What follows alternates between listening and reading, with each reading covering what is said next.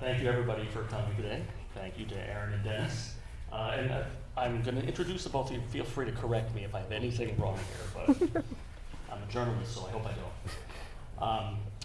Erin E. Adams, to my immediate right, is a first-generation Haitian American who grew up in and around Johnstown, Pennsylvania. She's a writer and theater artist who got her BA in literary arts from Brown University, her MFA in acting from the Old Globe and University of San Diego, and a second MFA in dramatic writing from NYU's Tisch School of the Arts. She's an actress, a playwright of full-length and short works, a short story writer. Read her entry, and I'm going to butcher the title, La Sirene, is it? La Sirene. La Sirene, in Jordan Peele's horror anthology, Out There Screaming. It's great. And she became a novelist with her debut release in 2022, Jackal, set in her hometown. Most of her works dabble in fantasy, sci-fi, or horror. She calls herself a genre lady.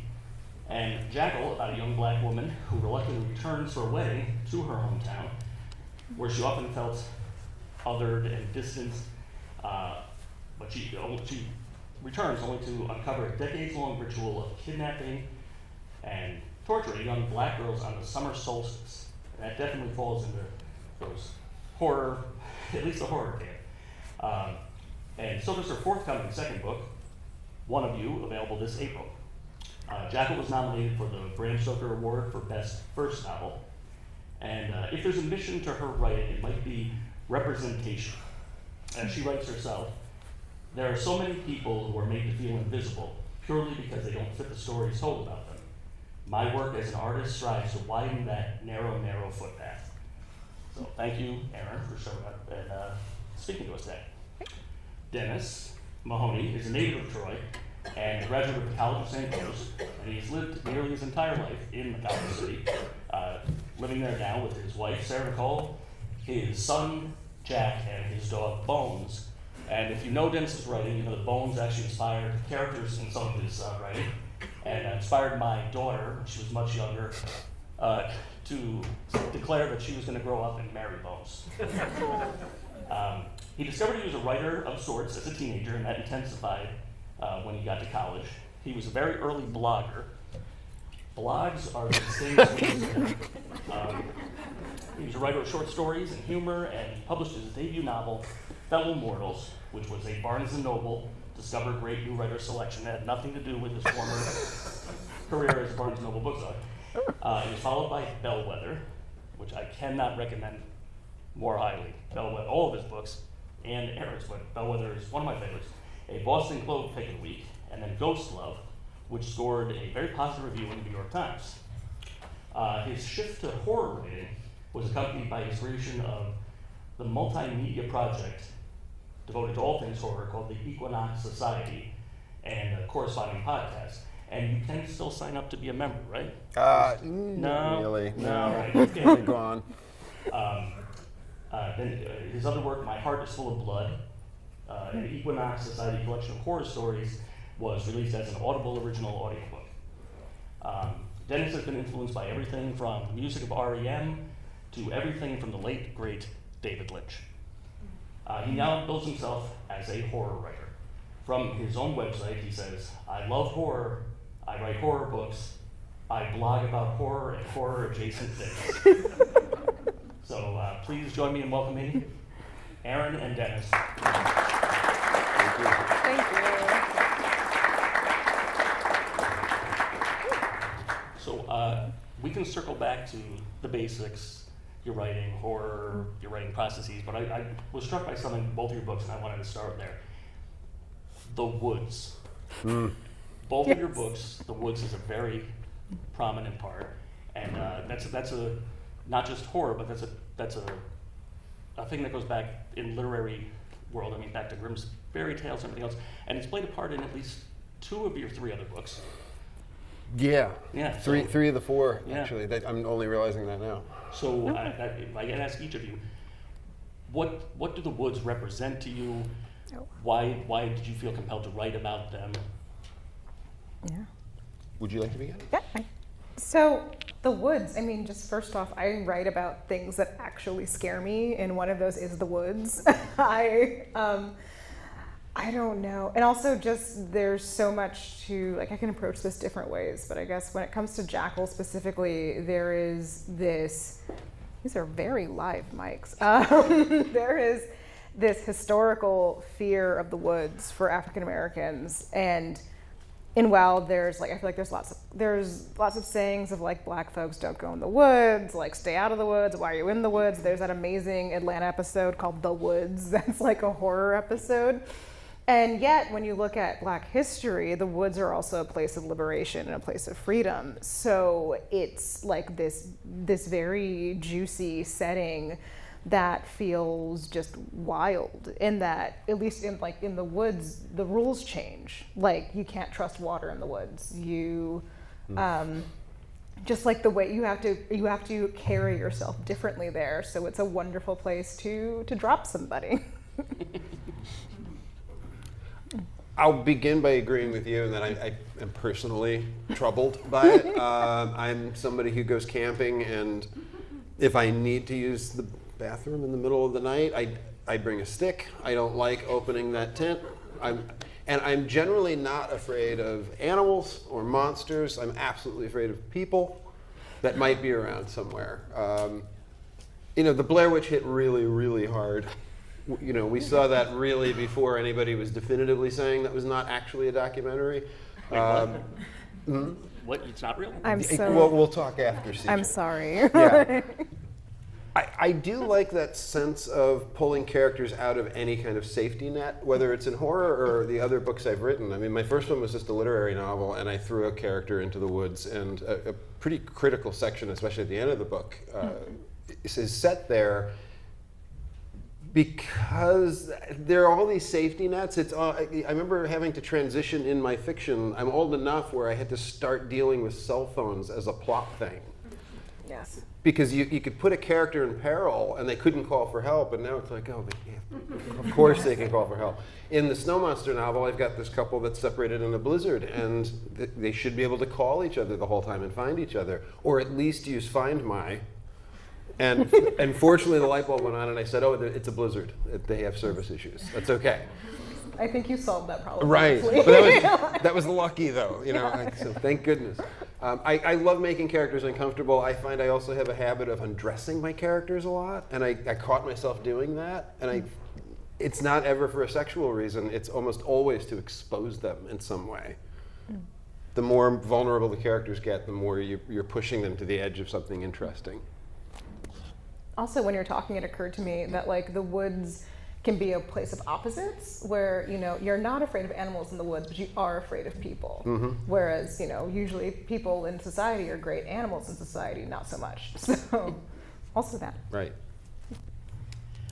I just want to pick up on the cell phone thing, and don't want to spoil anything, but one of the things I truly appreciated is you did not fall prey to that, oh, my phone's dead, kind of easy way out. Their phones continue to work, and I appreciate that. Mm-hmm. The whole book takes place, our Winter Monster takes place in maybe 8 hours total. Mm-hmm. It's a very compressed narrative. My editor was really wondering if the phone would have lasted that long. I think she needs a new battery. Like, yeah, it'll last, it's fine. All right, so we'll circle back now. I've been with you through your writing journey all along, so I kind of know a little bit about this, but you can talk about it, and then I asked you the same question. I know you switched or made a kind of shift to horror over the years. Why? Okay. And also, Erin, were you always, you wrote that you horror, sci-fi, fantasy kind of thing. Is that always been your go-to? Yeah. Begin with me? Yeah. Okay. So I've answered this question a bit lately because it really is my first formal entrance into the horror genre. Ghost Love was on the edge. It had a ghost in it, but it's not, I'd put it a little closer to fantasy, I suppose. I go back to I'm 50, so when my parents took me to see The Empire Strikes Back in 1980, I was 6. And we all know the great surprise about Darth Vader in that movie, but to a 6-year-old, and nobody knew that surprise, it just exploded my head. The good guy's father was Darth Vader. And instead of being traumatized by that at all, I was completely enthralled. And I think I spent the rest of my childhood chasing that and looking for anything else that would hit me that way.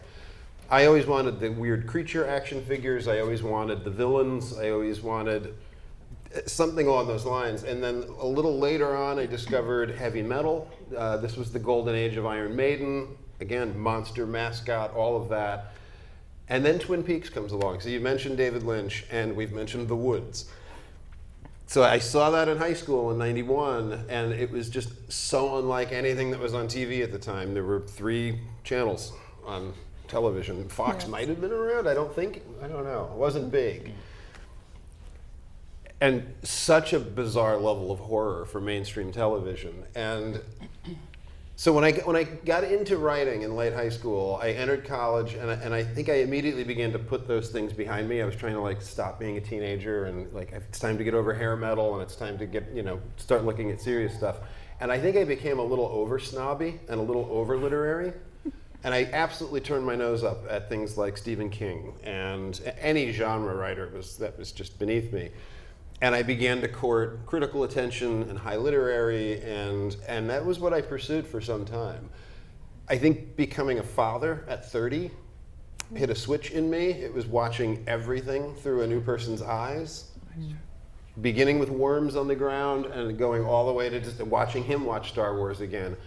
And I realized that guilty pleasures shouldn't be guilty. You should either be so guilty about them that you don't pursue them, or if you truly do love it, then you should embrace it. And I just found my way back into this as a mode of storytelling. It seems to be my way into understanding the world and people.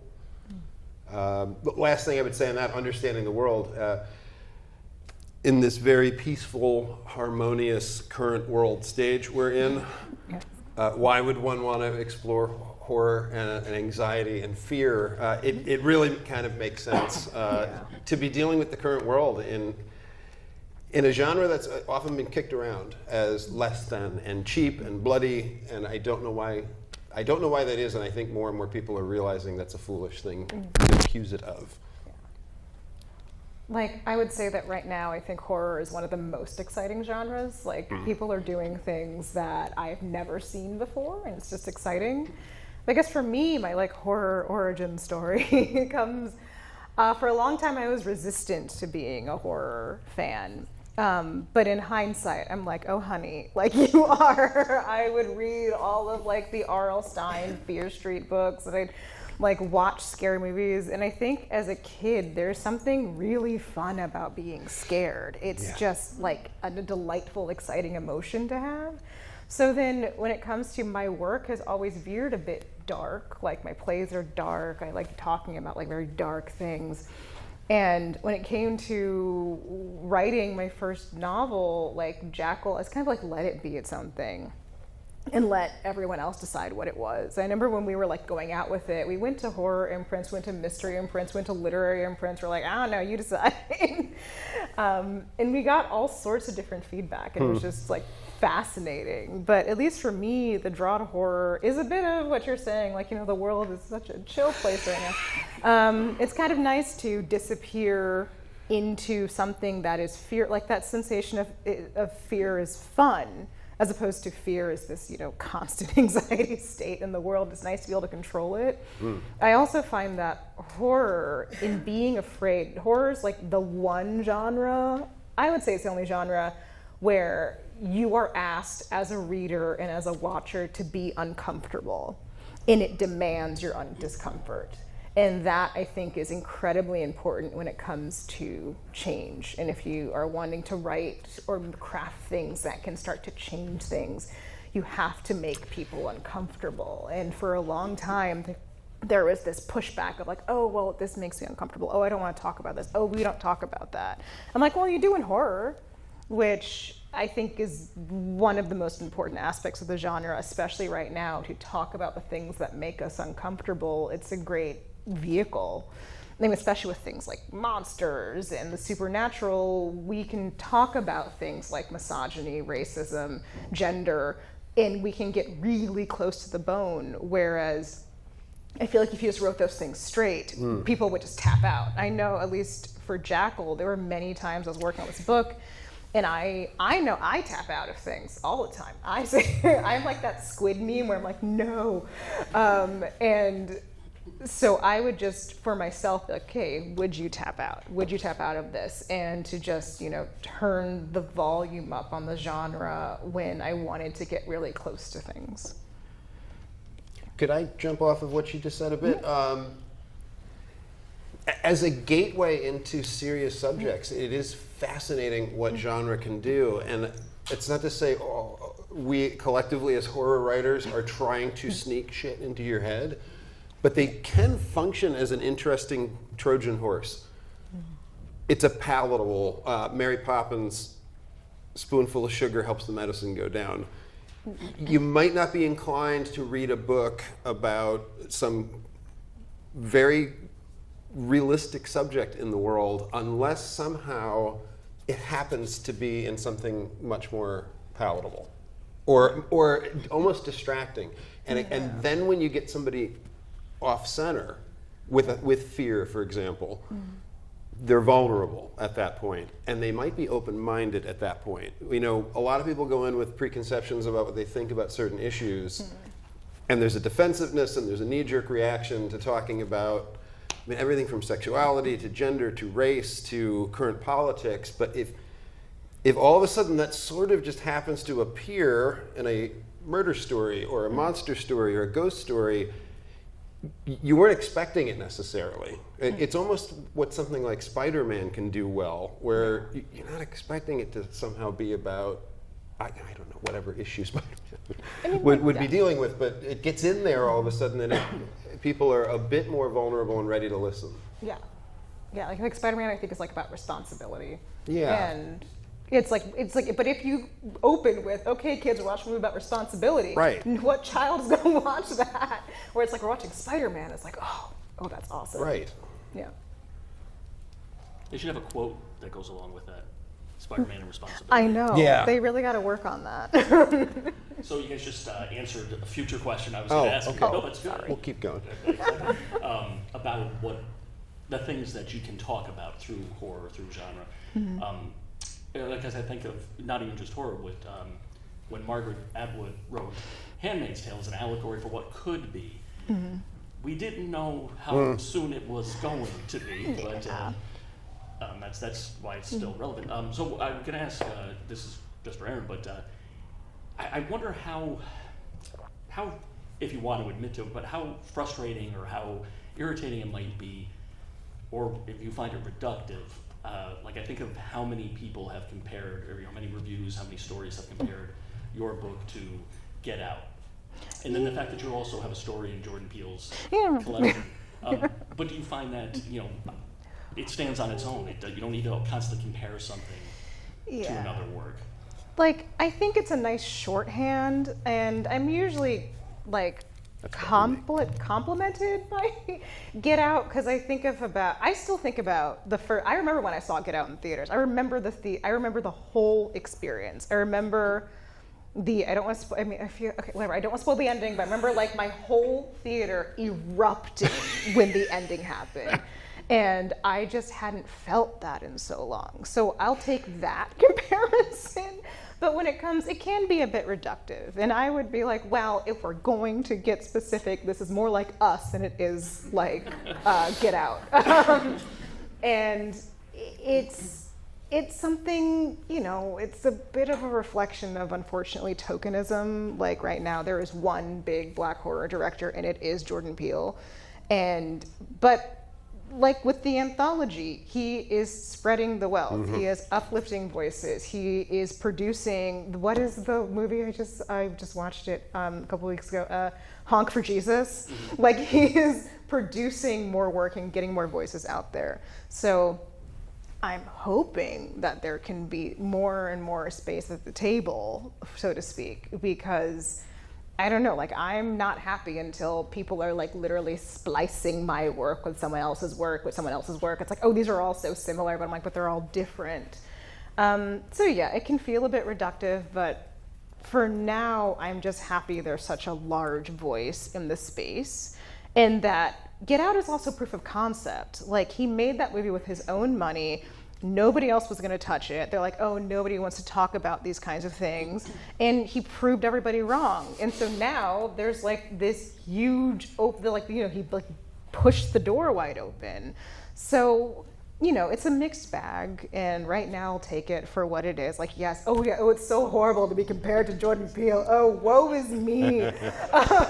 But I understand that for some people, they had never experienced anything like Get Out before, so they make the shorthand between that and my work. And I'm just hoping they're making the shorthand for, exciting reasons. Like, it's like, I want people to like have a bunch of like Black horror to start comparing to each other. I want them to talk about how they talk to each other, not just in the terms of Blackness, but in terms of craft, in terms of like imagery and repetition and the use of patterns, like how Octavia Butler uses repetition and patterns. Like, there's just so much. So I don't know, for me I would pose a challenge to all the comparisons and say, okay, what exactly is this doing like that, like Get Out? Or is this more like, us? Well, and Get Out fits into what you both were discussing earlier about the belief about genre or horror and how it actually is not less than. Get Out is an Academy Award-winning film. So I will say, though, this is how picky you and I get. There is a page in your book, the last sentence ends with the phrase "Get Out." So it just struck me as I was reading. Paul and the Institute, when they sent out the information or the flyers for this was billed as hometown or a small town horror. And so I wanted to ask you about that. I mean, Dennis and I both come from Troy, which is a small city, and you're from Johnstown. How was that important? I mean, yours is because it's in a resort, and yours because it's your actual hometown. But was the small town setting important? Was it there from the beginning, or was it something you're like, I could set this story there? I've had this problem. It's a little bit, it's a version of what CJ just asked you, where everybody always needs to somehow bucket a story together and stick it in a genre and stick it in a category. And so I'm a white guy who grows up in the 80s and 90s, and all the white guy writers that are successful are writing, either city literary novels. It's like, it's urban fiction, or it's the cliched suburban fiction. It's like, well, where else are you supposed to write? Like, and then there's the occasional like rural fiction. So it's tricky. I just accidentally, I suppose, write small towns. Sometimes it's just manageable. I don't know. It's sort of the same reason you always kill the parents, or for some reason this person in the book has no friends and apparently no siblings. It's like, God, I'd have to write, Tolstoy length stuff. It's just easier if they're dead. And so, I mean, some of it is just the efficiency of that. Your question is, I suppose with our Winter Monster, I mean, I was really focused on making it very short and very tight and mostly just about people in the middle of nowhere. I don't know, blizzard in the city, harder to get lost. Yeah. I mean, my previous book was set entirely in a brownstone, so really small. Technically a city book, I guess, but he never went outside. Which was such a shift from the book before it, which was such a That tends to be the way I write. Whatever I wrote last time, I'm so sick to death of writing that, I will write something else. So if I spend an entire book with a male protagonist, it's going to be a female lead in the next one. If it was a lot of indoor, it'll be outdoor. But yeah, and to speak on the diversity, I mean, you're part of this vanguard of kicking open the door now. Literary is a little bit, books and horror seems like it's a little behind the eight ball and it's catching up fast. Movies have been exploding. Yeah. Although weirdly, the Oscars are behind the eight ball in that regard. So not so weird. They finally nominated The Substance. I don't know if that was the one of the last 5 years they should have, but I'm happy it's in there. Yeah. It's beginning to be taken seriously and recognized. I think the literary world really started to blow up, and I'm quoting 100 different people at this point saying it's no coincidence that this is happening at the moment of an incredible diverse authorship. Yeah.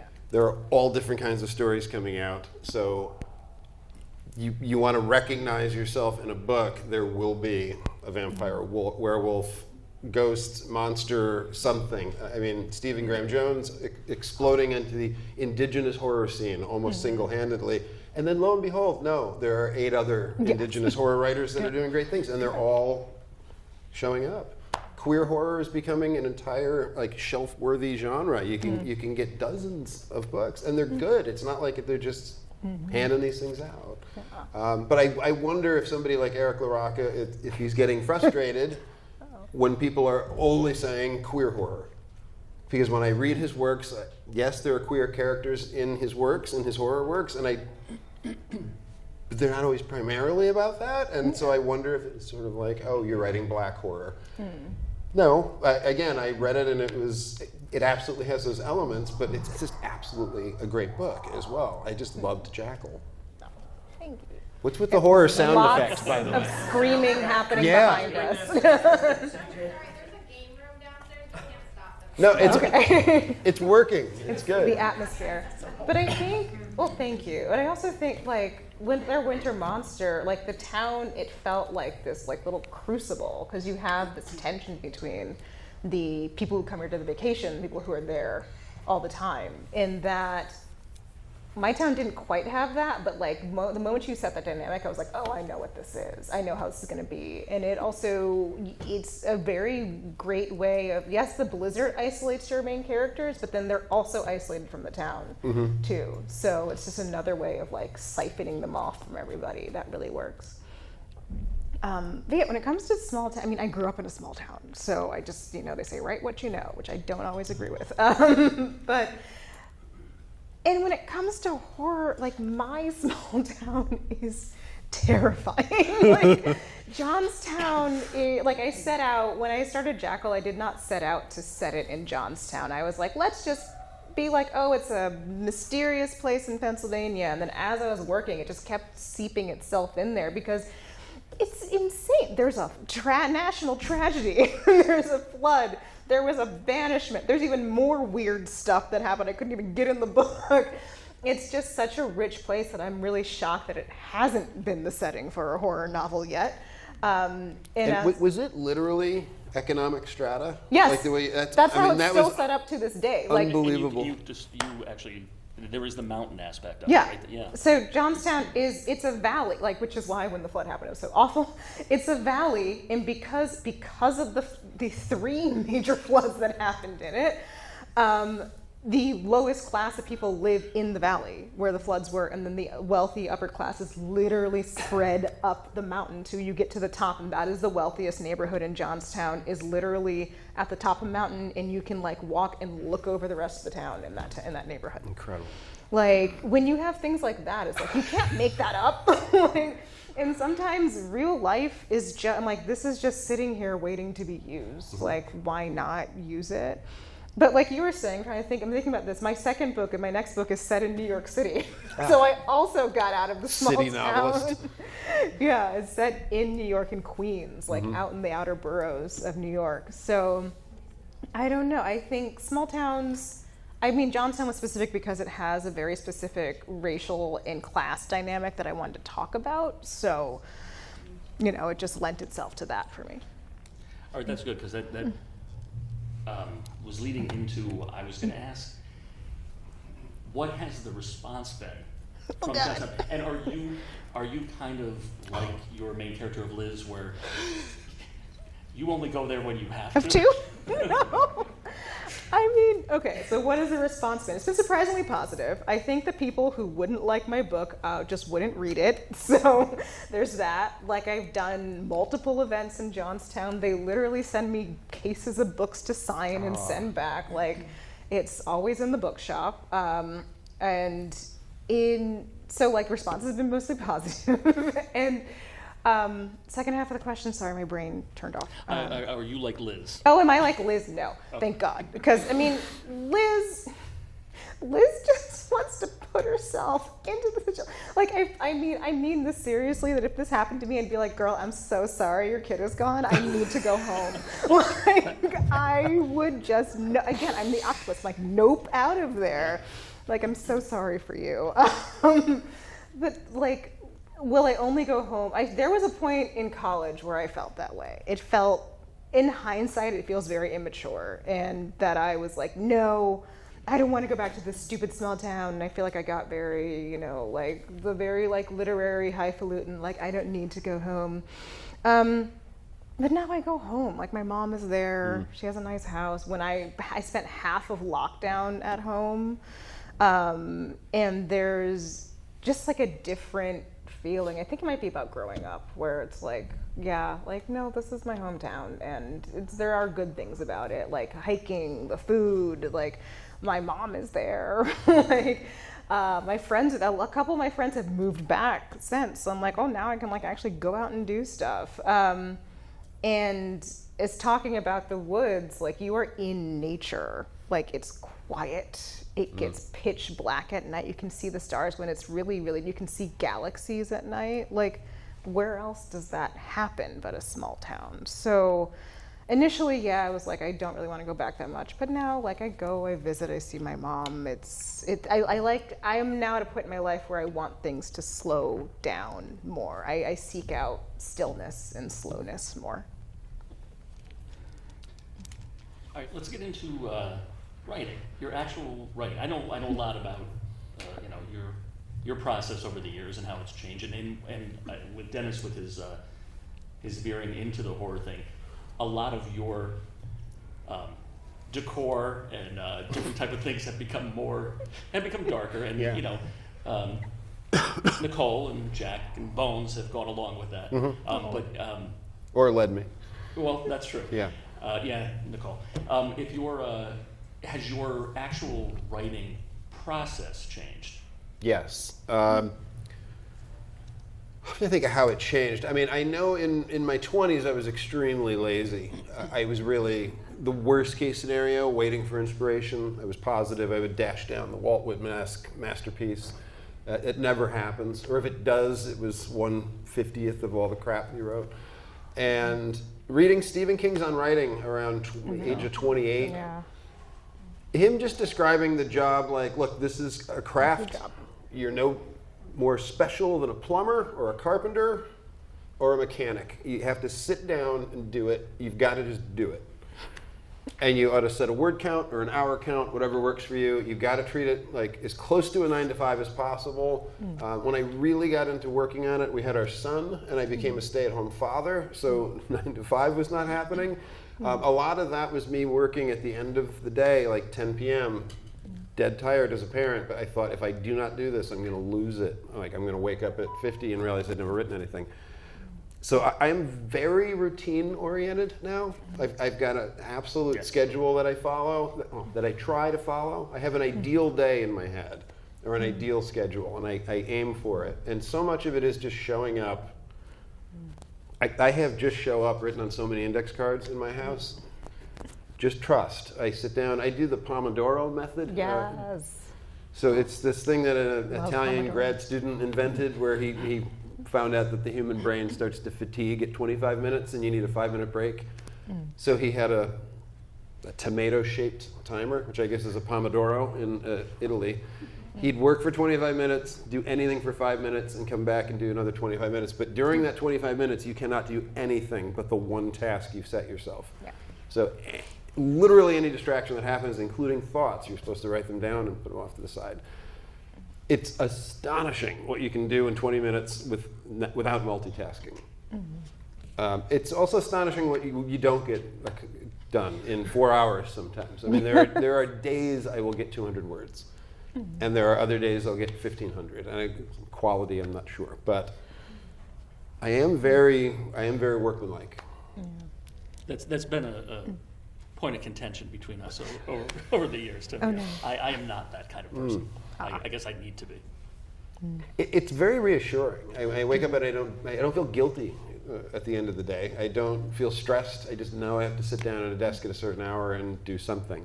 And I absolutely surround myself with decor and mood and any trick, anything at all that will get me to do it and enjoy it is worth it.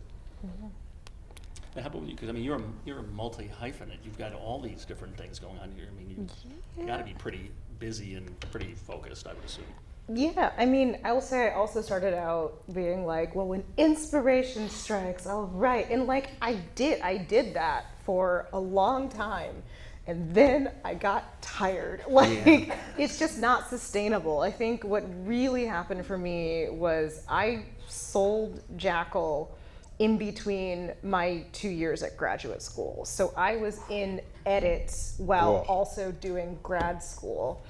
And then final delivery of Jackal also happened with final delivery of like my thesis play and like all this stuff.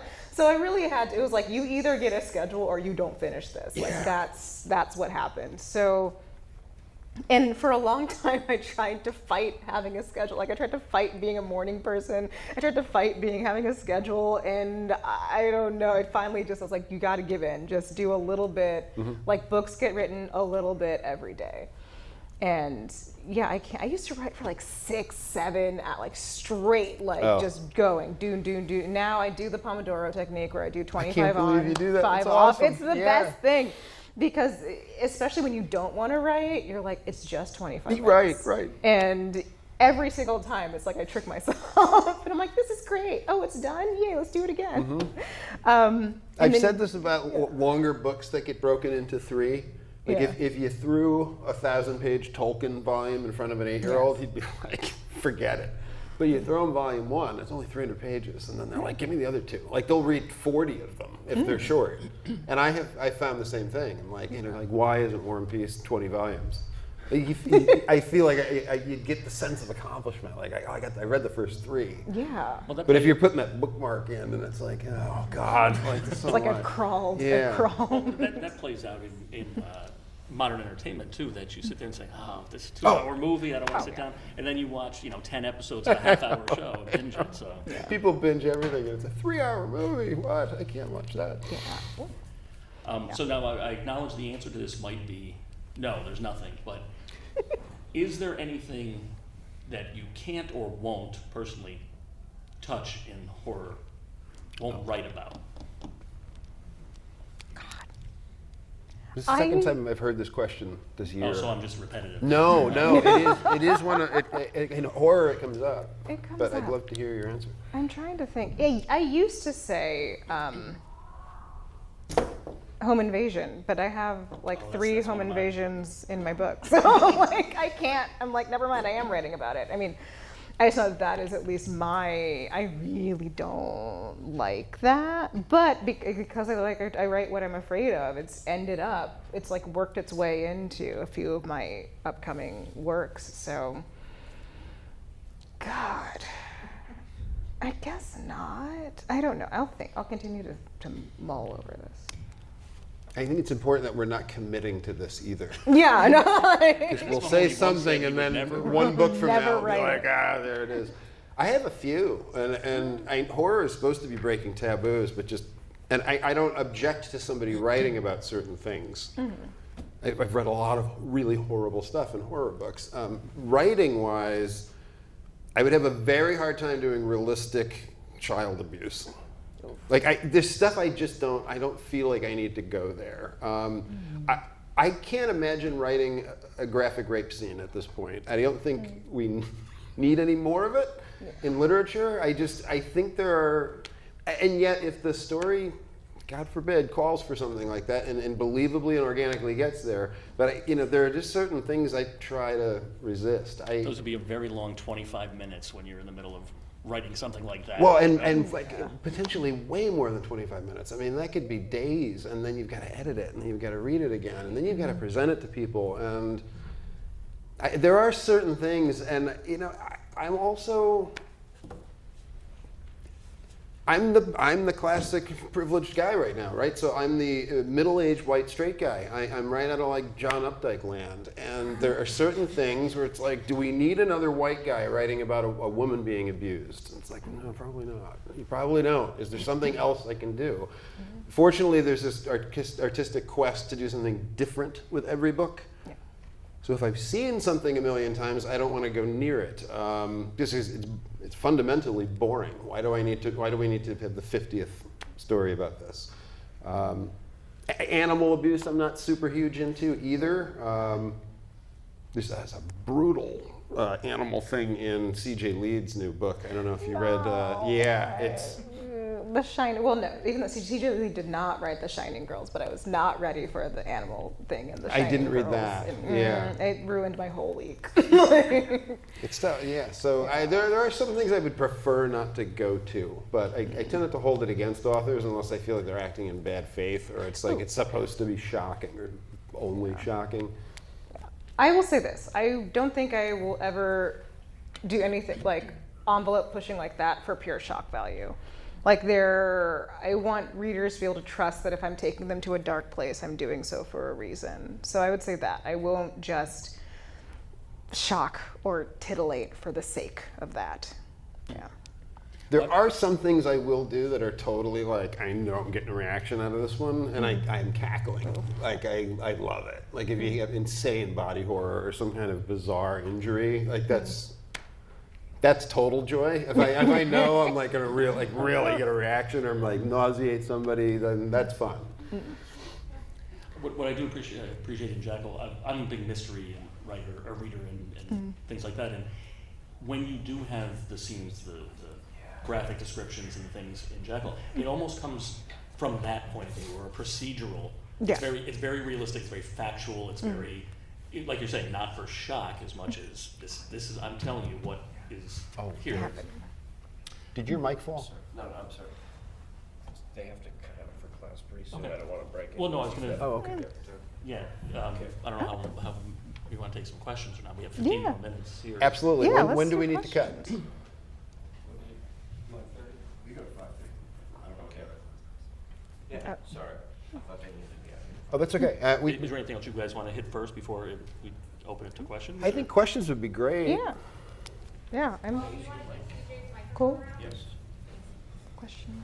Yeah, I know students have to get moving and things, so who wants to ask a question? You raise your hand?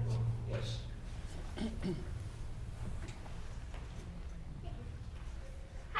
Hi. So I guess I'm really kind of interested in the emotional response that comes from writing horror. Like I think like you both touched on like how horror can be this really great medium to talk about things that are uncomfortable, but what does that really do for you as a writer creating it? Because like when I'm writing and I'm writing about something horrible, it could go either of two ways. I could like leave the desk and be like, oh Christ, or I could be like, that was awesome. Depending on like my headspace and the nature of the particularly horrible thing that I'm writing about. So I'd love to hear about it from your perspective. Want to begin? I can begin. You go ahead. Okay. Great question. It can absolutely go either way. I think the slowness of the pace of working on a long piece of fiction allows for the processing to happen. It's not splashing me in the face as much as like, say, watching a traumatic movie where it's like, oh my God, I really just got triggered by that 5-minute moment with music. And so if I'm spending an entire day writing something that's troubling me, it's so languorous.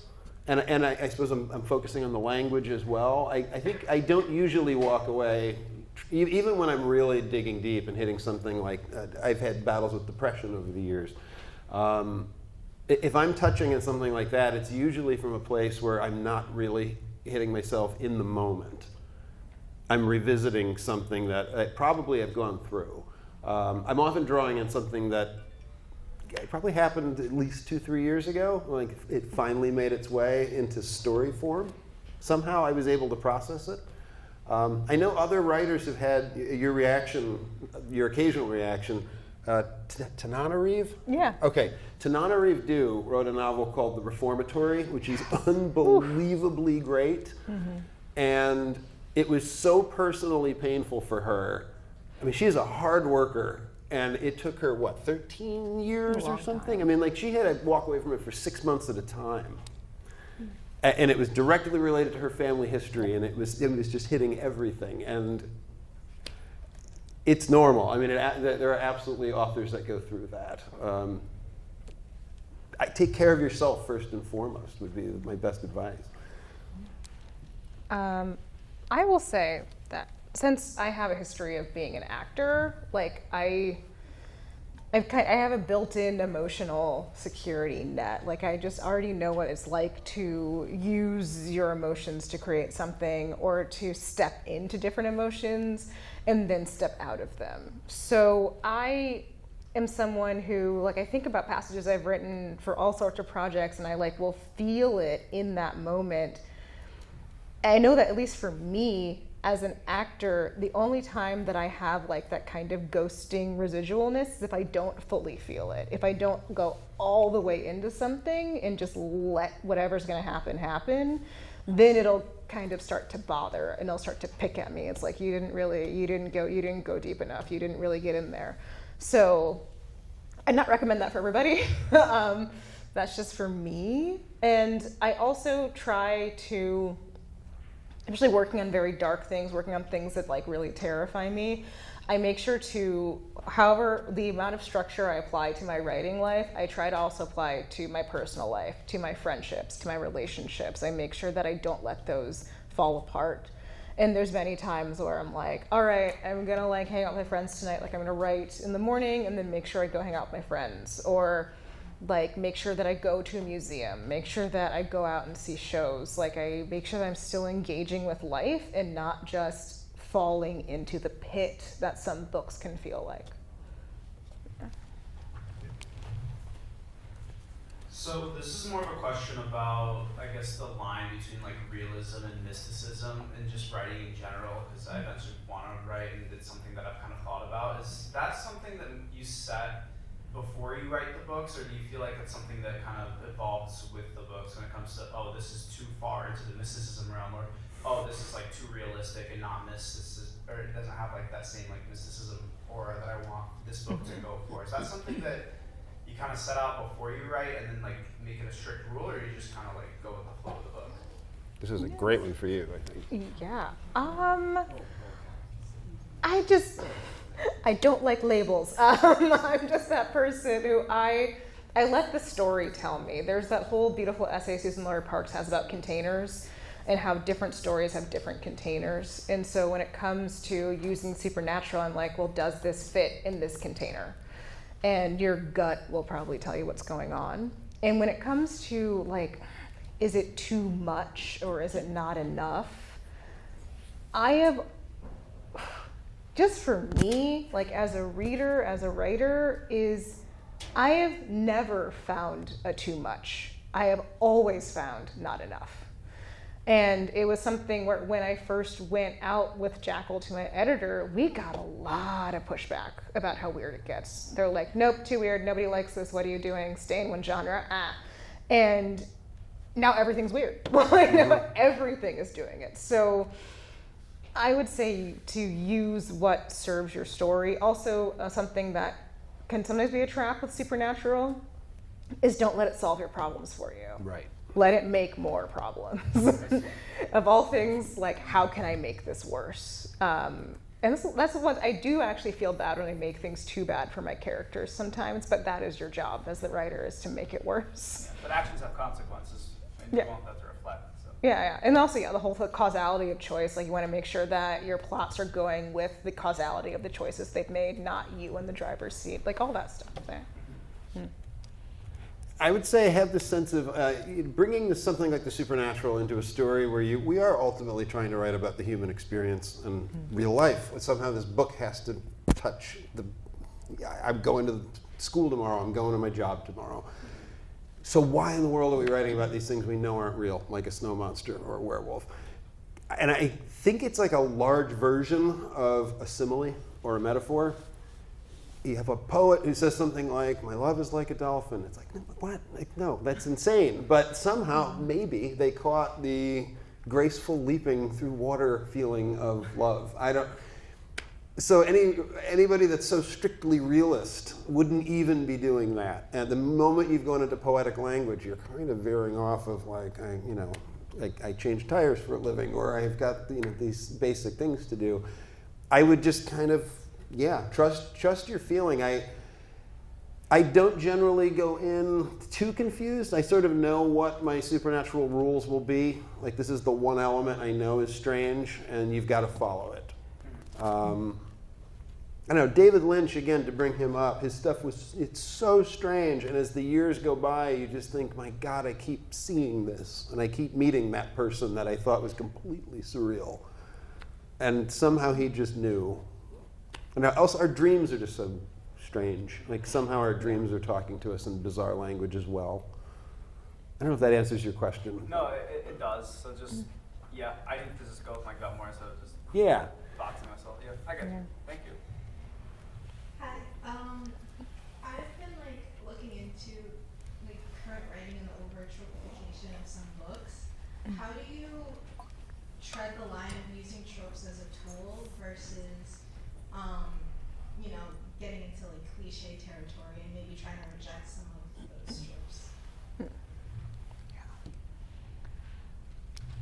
Well, I mean, so there's that whole thing where it's like there's only what 14 different stories or something. Yeah. Like they're Some like say 3. Some say 3, but there's like 14 stories, and like that's it, and everything will fit into some category of this story. And I don't know, like, I'm not afraid of tropes because they're around for a reason. Like, they're stories that we tell over and over and over again, and we get something out of it each time. So I don't know. I'm like not, I guess, like, how do you avoid becoming cliche? It's specificity. It's like, why this trope? Why now? Why is this character behaving this way at this time with this person? That's how you avoid cliche, is that specificity of character, of place, of choice. Like, any time that in like your gut will tell you as you're reading your work back, you're just like, oh, this feels kind of like vague. It's like, well, no, go in deeper. It's like, why is this happening? Yeah, I think that's really, for me, what solves most tropey stuff. Specificity is such a great answer. You approaching a trope is going to be different than anybody else approaching the same exact trope.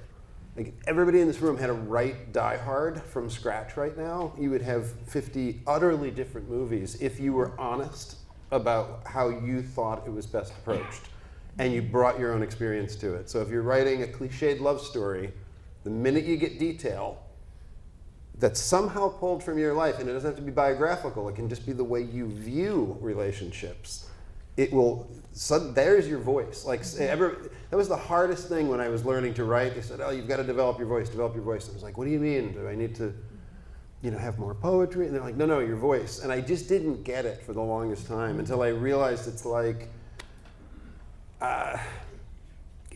the way Chapel Roan sings, you know her voice, and she doesn't sound like Billie Eilish, and she doesn't sound like Bono. But the minute you hear Bono sing, you're like, that's Bono. Like, right away, it's that guy. Somehow he's bringing his own inflections to it. And so, yeah, the more you can bring to a trope, the better. Trope is also a great way to find originality. I will often come up with a cliched character and then figure out how could I break that in every way possible. So you expect the cop to do this, and you expect the wife to do that, and then you completely do the opposite, and then it throws people because you've just tricked them in. And it ends up being a bit more genuine. We're all sort of cliches to begin with, and then we're totally not. Yeah. I just want to throw in, if you want to talk to someone about voice and about subverting tropes and things like that, the guy who was just sitting next to you is a master of it in nonfiction. Probably one of the best we've ever had. We've got another question here. Hi there, thank you so much for coming. I don't want to say trend because that seems like, again, tropey, samey. But we notice there's patterns in popular horror. I'm thinking more of movies where we know slashers. Right now, I think there's a big thing for vampires, and there's a lot of analysis as to whether horror reflects the current mainstream anxieties of the people consuming it, the mainstream audience. So I'm curious whether you guys as horror writers, do you go out of your way to play on the fears of or generally the mainstream audience, or are you just doing whatever and let that sort itself out? Thanks. Do you want to start? Yeah, well, go ahead. Okay. Are we catering to what we assume is the audience desire? Is that what's basically the question? To a degree, but I have to immediately include myself as the number one audience member. I am so drowning in constant media consumption of horror because I love it. So I'm seeing the movies and I'm reading the books. And when I go to write something, I don't want to write something I saw 80 times or read 50 times. So I'm immediately going to try to find some way to do something different, which can bite you, because then a mainstream audience will pick up my Snow Monster book and they'll say, oh, I did it wrong. You're like, oh, I was expecting this kind of thing and he did this different thing. You get punished either way. You're either incredibly boring and cliche, or you do something adventurous and they, no, you can't do that. So again, it all comes down to what pleases the author. We're the ones who have to live with it longest. The average person will read a book for 5 to 10 hours, depending on the length, and we're spending a year and a half on it, or 2 years. Entertain yourself first, and certainly, if you're writing in a particular field, know it. Really know it, because probably you'll bore yourself into an original idea. Yeah.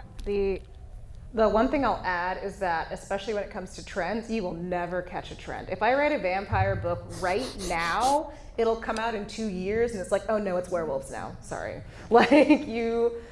That's why I tell a lot of when they ask, oh, can I? I'm like, don't ever try to catch a trend. Entertain yourself, write what keeps you up at night, write what you want to read, because you're going to read it so 50 times. Hi, my name is Maliha. Hey. I'm an English student at the university, and I wrote my question down, so I'll just read it. I liked the point you made earlier about discussing stressful subjects and how that almost requires or beckons a sense of palatability. And I wanted to ask, how do you strike a balance between palatability and distress? And what informs your decision making when packaging distressing subjects in palatable packages? That's an English major. Yes. Yeah. I told you. English major. Yes. Want me to start? Yeah. Okay. This sort of, I just want to be able to look at you. This sort of goes back to what won't we write about? Certain lines I won't cross. My goal is to not make someone actually traumatized. I don't want to abuse an audience. There's a trust that's going on, and it's a compassionate, connecting with other people relationship. But unfortunately, I have absolutely no idea what's going to trouble someone or what's going to reward somebody. So I'm doing my best to wrap things up. There are times I think the most comfortable and safe detail in a book, that will be the thing that breaks somebody into tears. And generally, when I'm caught off guard, it's not the thing I thought would catch me off guard. I think compassion is the biggest thing I could say, that there's just a sense of decency I'm trying to bring and say, I'm not abusing my audience on purpose. And so I will take subjects seriously. If it's a subject that I think is really serious, like abuse, I'm not going to just throw it in because it's a cool horror scene. Yeah. I know for me, it's the contract with the reader where, like I said before, if we're going to go to a dark place, I want to only take them there for a reason. It's I don't want to ever re-traumatize somebody, but you also just don't know. I guess for me, it's kind of palatability. I keep getting stuck around palatability because I think it's kind of like a surgery palatable, some books are like getting a tooth extracted. And even though this is not comfortable, you're like, oh, but my tooth doesn't hurt anymore, And I definitely think writing can do that. And I think writing should do that in certain cases. I guess for me, I guess I am approaching it like surgery, where to, borrow from doctors, to do no harm. It's like, I will cut your body open and I will make you feel deeply uncomfortable, but I will not harm you. So I feel like that is, at least for me, what I'm going for is like no harm, but this might not be the most comfortable thing to sit through. Yeah. I'll make this the last question. Remind you, the authors will be signing books. We have books for sale. Our campus bookstores here. And one more question. Thank you. So, as readers and writers, I was taught that like there is a typically people favor either characters or plot. Yes. I know where I stand on that, but where do you both stand on that, and how does that reflect in your writing? Is what I'm wondering. It's up to you. I'm gonna go first. Go for it. All right. Character. Like that is, characters come first. Both of my main characters in Jackal came first. My characters, my next book came, it's all character. Like I very much borrow from the, have you seen the Pixar plotting video? Like it's like Pixar has like a formula they put all their stories into, but like one of the things I really love from that breakdown is you get your character, you learn a lot about them, then you go, what is the lie they believe about the world? And then how are you going to show them that it's a lie?